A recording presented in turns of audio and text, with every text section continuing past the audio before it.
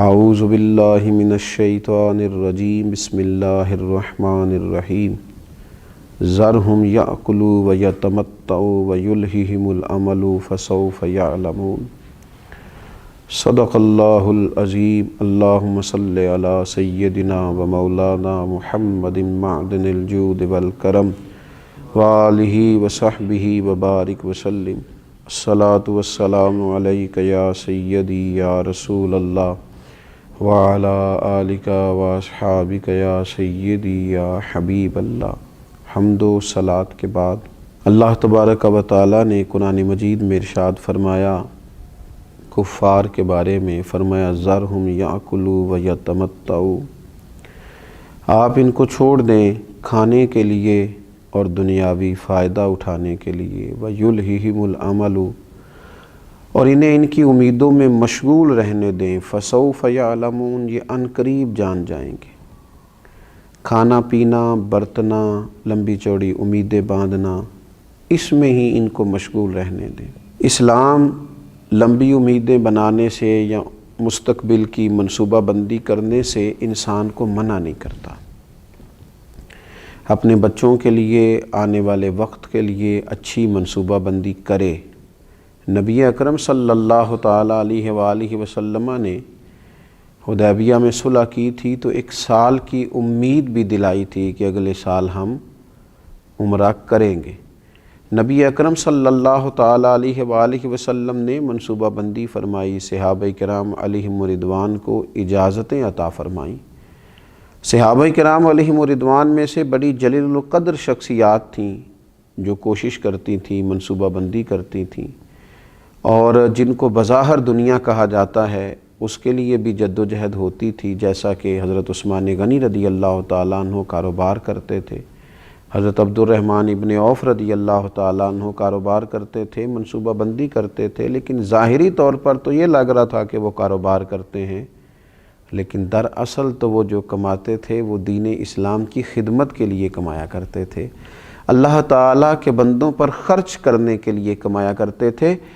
منع نہیں کیا جاتا دین کے اندر، اسلام منع نہیں کرتا کہ آپ اچھی منصوبہ بندی کریں، آپ مستقبل کے لیے اچھی پلاننگ کریں، آپ ادارے قائم کریں، آپ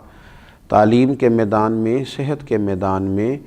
آپ لوگوں کے لیے بنیادی ضروریات فراہم کرنے کے لیے اچھی منصوبہ سازی کریں، آپ وہ سارے وسائل جس کی دین کے اندر اجازت اور گنجائش ہے اور جس کا انسانوں کو فائدہ ہو سکتا ہے اور انسان جن سے فائدہ حاصل کر سکتا ہے وہ سارے کام کریں، دین منع نہیں کرتا۔ لیکن فقط دنیا میں گر جانا اور منصوبہ بندی جتنی بھی کرنا، امیدیں جتنی بھی وابستہ کرنا، پلاننگ جتنی بھی کرنا، وہ فقط اپنی دنیا داری کے لیے کرنا، یہ ایک نفسیاتی مسئلہ ہے، یہ روحانی بیماری ہے۔ میں دنیا کیسے اکٹھی کر سکتا ہوں، میں لوگوں میں مشہور کیسے ہو سکتا ہوں، میں پیسے کیسے جمع کر سکتا ہوں، آنے والے وقت میں میں کس طرح لوگوں کے بیچ رہ کے ان پر حکومت کر سکتا ہوں، یہ نفسیاتی الجھن ہے، یہ بندے کو پوری طرح الجھا دیتی ہے، انسان کمزور پڑ جاتا ہے۔ انسان منصوبہ بندی کرے مستقبل کی اچھی نیتوں کے ساتھ، لوگوں کے فائدے کے لیے، لیکن ایک بات کا وہ ضرور خیال رکھے کہ وہ دنیا سے جانے والا ہے، اسے رب کی بارگاہ میں پیش ہونا ہے، اسے کچھ منصوبہ بندی، کچھ کوششیں، کچھ کاوشیں اپنی قبر کے لیے، اپنی آخرت کے لیے، قیامت کے امتحان کے لیے، اللہ تعالیٰ کی بارگاہ میں کھڑے ہونے کے لیے بھی کرنی چاہیے۔ وہ سارا کچھ، جتنا کچھ بھی اللہ نے اسے صلاحیت دی ہے، اگر وہ اپنی ساری صلاحیتیں فقط دنیا داری میں ہی لگا دے گا اور سارے کام صرف اور صرف اپنی چند روزہ عارضی زندگی ہی کے لیے کرے گا تو یہ مومن کی شان نہیں، یہ مومن کا مزاج نہیں، یہ رسول اللہ صلی اللہ تعالیٰ علیہ وآلہ وسلم کا دیا ہوا پیغام محبت نہیں۔ تو لمبی لمبی امیدیں لگا لینا، لمبا پروگرام کرنا، صرف دنیا داری کے لیے ہی سارے لمبے منصوبے بنانا، دین نے اس کو پسند نہیں کیا۔ میرے نبی اکرم صلی اللہ تعالیٰ علیہ وآلہ وسلم نے فرمایا 4 چیزیں بدبختی کی علامت ہیں۔ ایک تو فرمایا کہ آنکھوں کا خشک ہو جانا، کبھی بھی اللہ کے خوف سے ان میں آنسوؤں کا نہ آنا بدبختی کی علامت ہے۔ دوسرا رسول اللہ صلی اللہ تعالیٰ علیہ وسلم نے فرمایا دل کا سخت ہو جانا یہ بدبختی کی علامت، کہ تیرے دل میں کسی کے لیے درد نہ ہو، تیرا دل کسی کے لیے نرم نہ ہو، تیری طبیعت میں کبھی کسی بندے کے لیے ہمدردی پیدا نہ ہو، یہ بدبختی کی علامت۔ اور تیسرے نمبر پر نبی پاک صلی اللہ تعالیٰ علیہ وسلم نے فرمایا دنیا کی ہرس میں لگ جانا، لالچ پیدا کر لینا، ہوس پیدا کر لینا، میں کیسے کو زیادہ سے زیادہ مال اکٹھا کر سکتا ہوں، یہ بدبختی کی علامت۔ یہ دیکھیے یہ کس طرح کے روحانی امراض ہیں جو بندوں کو جکڑ لیتے ہیں اور ان کی روحانی زندگی کو برباد کرتے ہیں۔ چوتھے نمبر پر میرے نبی پاک صلی اللہ تعالیٰ علیہ وآلہ وسلم نے فرمایا لمبی امیدیں وابستہ کرنا، بدبختی کی علامت۔ تو دنیا کے لیے مال جمع کر، دنیا کے لیے اسباب پیدا کر، تو دنیا کے لیے کوشش کر، پر یہ بھی تو دیکھنا تو نے دنیا میں رہنا کتنا عرصہ، یہ بھی تو دیکھنا کتنے لوگ تھے جو چلے گئے،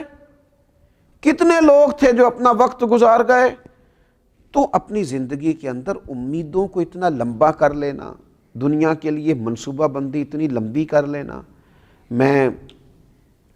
پہلے پڑھوں گا، پھر میں لکھوں گا، پھر میں نوکری کروں گا، پھر میں مال کماؤں گا، یہ بات ختم ہوتی ہے تو پھر شادی کا سلسلہ ہے، شادی ہو گئی، اب بچے پیدا ہوں گے، اب ان کو میں بڑا کروں گا، اب ان کی تعلیم ہوگی، اب ان کے نکاح ہوں گے، اب یہ سیٹ ہوں گے، معاملہ ختم ہو گیا۔ اور بھئی یہ ساری منصوبہ بندی آپ کی ہے، اس کریم کی حکمت پتہ نہیں کیا ہے۔ کتنے لوگ تھے دنیا میں جو آئے، بچے تو تھے پر بڑے نہ ہو سکے، کئی جوان تو ہوئے پر بوڑھے نہ ہو سکے، کئی بڑے تو ہوئے نکاح تک نہ پہنچ سکے، کئیوں کے نکاح تو ہوئے لیکن اولاد تک نہ، کئیوں کی اولاد تو ہوئی لیکن ان کو پلتا نہ دیکھ سکے، ان کے بیاہ نہ دیکھ سکے، ان کے معاملات اپنی آنکھوں سے نہ دیکھ سکے۔ اچانک آ گئی موت، اللہ کے حضور حاضری کا وقت آ گیا اور جانا پڑا۔ تو امیدوں کو تھوڑا سا کم کیا جائے، اتنی لمبی امیدیں وابستہ کر لینا، اتنا لمبا مزاج پیدا کر لینا، یہ انسانی طبیعت کے تقاضوں کو بگاڑ دیتا ہے، یہ دل میں روحانی طور پر تکلیف برپا کرتا ہے۔ میرے نبی اکرم نور مجسم صلی اللہ تعالیٰ علیہ وآلہ وسلم نے ارشاد فرمایا، حضرت عبداللہ ابن عمر کہتے ہیں حضور نے میرے کندھوں کو پکڑ کے کہا تھا دنیا میں اس طرح رہنا جس طرح کوئی مسافر رہتا ہے یا راہگیر رہتا ہے، تم تھوڑے وقت کے لیے یہاں آئے ہو، اس وقت کا تعین کرنا، اپنے آپ کو مسافروں کی طرح اور راہگیروں کی طرح رکھنا اور اس طرح کر کے اپنے معاملات زندگی کو گزارنا۔ لیکن کہاں بھائی، لوگوں نے تو پکی جائیدادیں بنا لی ہیں، ڈھیر سارے لوگ ایسے ہیں جن کی زندگی میں سارے منصوبے ہیں، ریٹائر بھی ہونا ہے دنیا کے معاملات سے، لیکن مرنا ہے، قبر میں جانا ہے، اللہ کے حضور حاضر ہونا ہے، اس پر تو توجہ ہی کوئی نہیں، اس کا تو پروگرام ہی نہیں ہے، اس کے بارے میں تو غور و فکر ہی نہیں ہے، اس کے لیے تو منصوبہ بندی ہی نہیں ہے، اس کے لیے تو اعمال خیر جمع کرنے کا جذبہ ہی نہیں ہے۔ ام ولید بنت عمر بیان کرتی ہیں، ایک دن نا نبی اکرم صلی اللہ تعالیٰ علیہ وسلم تشریف لائے اور فرمایا اے لوگو کیا تم حیا نہیں کرتے؟ مسلمانوں نے کہا یا رسول اللہ صلی اللہ تعالیٰ علیہ وسلم کس چیز سے؟ تو آپ نے فرمایا تم ان چیزوں کو جمع کرتے ہو جن کو کھا نہیں سکتے، اور ارشاد فرمایا ان مکانوں کو بناتے ہو جن میں تم رہ نہیں سکتے، اور حضور علیہ الصلوۃ والسلام نے فرمایا ان چیزوں کی امید رکھتے ہو جن کو تم پا نہیں سکتے۔ کیا تم حیا نہیں کرتے؟ کیا تم غور نہیں کرتے؟ تم ایسی چیزوں کو بناتے ہو کہ تمہارا حصول ہی ممکن نہیں، تم وہاں تک جا ہی نہیں سکو گے۔ اپنی زندگی کے اندر کچھ امیدوں کو کم کیا جائے، کچھ تھوڑی سی تیاری بھی کی جائے، کچھ جانے کا بھی پروگرام بنایا جائے۔ اللہ کے رسول صلی اللہ تعالیٰ علیہ وآلہ وسلم نے جب حضرت عمر رضی اللہ تعالیٰ عنہ حضور کو دیکھ کے رو پڑے نا کہ موٹے بان کی چارپائی ہے اور پھر آپ کے مقدس جسم اکتہر پر اس کے نشان بھی پڑ گئے، تو حضور علیہ الصلوۃ والسلام نے فرمایا تو عمر ہم دنیا میں تھوڑی دیر کے لیے آئے، کیا تم پسند نہیں کرتے کہ یہاں ہم تھوڑی تکلیف برداشت کریں اور آخرت کی ساری سعادتیں اللہ ہمیں ہی عطا فرمائے؟ تو تھوڑا سا اپنی دنیا داری کے معاملات میں امیدوں کو کم رکھنا، یہ ذرا روحانیت کو مضبوط کرتا ہے۔ انسان مضبوط ہو جاتا ہے ذہنی طور پر، فکری طور پر، اور تھوڑا سا نا ذہن کو آسودہ کر لیتا ہے اگر یہ ذہن بن جائے تو، ورنہ ساری عمر بڑھاپے تک مال کی ہرس ہوس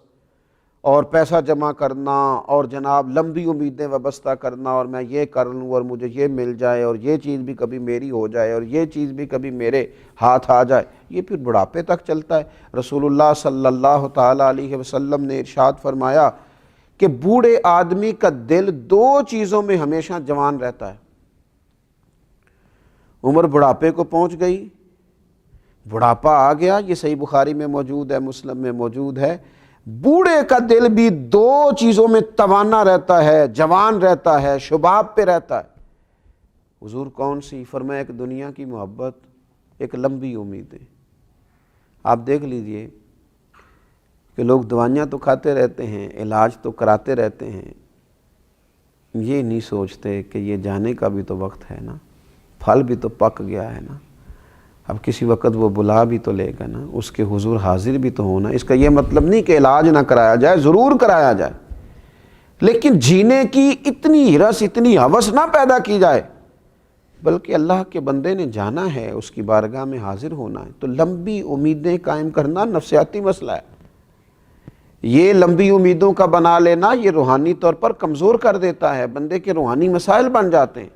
اللہ تبارک و تعالی ہمیں اتنی ہی دنیا داری عطا کرے جتنی ہمارے حق میں بہتر ہے۔ اللہ تبارک و تعالی ہمیں صبر کی دولت عطا کرے، اللہ ہمیں قناعت کی توفیق عطا کرے، اللہ تعالی ہمیں اپنے فیصلوں پر راضی رہنے کی ہمت نصیب کرے۔ اللہ تبارک و تعالی ہمارے دلوں میں وہ جذبات پیدا کرے کہ جن جذبات کے ساتھ ہم اپنے رب کریم کو راضی کر سکیں۔ ایسی خواہشات ہی ہمارے دلوں میں نہ آئیں